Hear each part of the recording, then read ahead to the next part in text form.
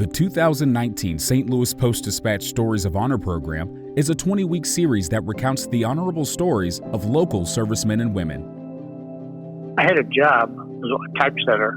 When I wasn't working, I'm just hanging out around the corners and bumming around with guys that dropped out of school. So I figured, might as well do something different.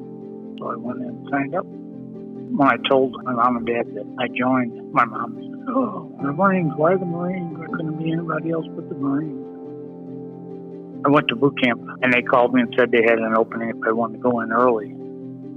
So I left about a week or two earlier than what I should have. As soon as you graduate from boot camp and they give you your Eagle Globe and Anchor, then they just read them off and say, then they got to me and said, "As you're going to Vietnam." And you land on the tarmac there, and they drop the door, and you walk out, and the heat and humidity hits you. It's like, whoa. And when I was picking up my weapon, the supply sergeant got a new M16 and two magazines, two small magazines.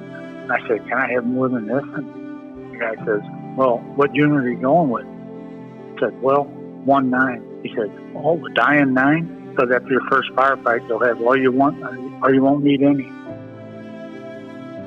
The NVA started attacking all the hills around Quezon, trying to get closer to Quezon. So I crawled out of the trench line up on top of the hill and started crawling across the top, shooting, throwing grenades and checking out. Kept on doing that for, I guess, almost 4 hours. And I went back through the trench line trying to get back to the rear. I guess you're just thinking about what needs to be done at the time. That's when your training comes in.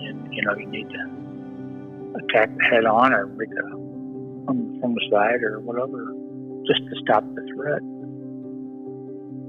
I got wounded on February 7th. I was in the hospital until September, and then they sent me back to the States. The St. Louis Post-Dispatch kindly thanks our Stories of Honor sponsors, Community Coffee and Soldiers Memorial.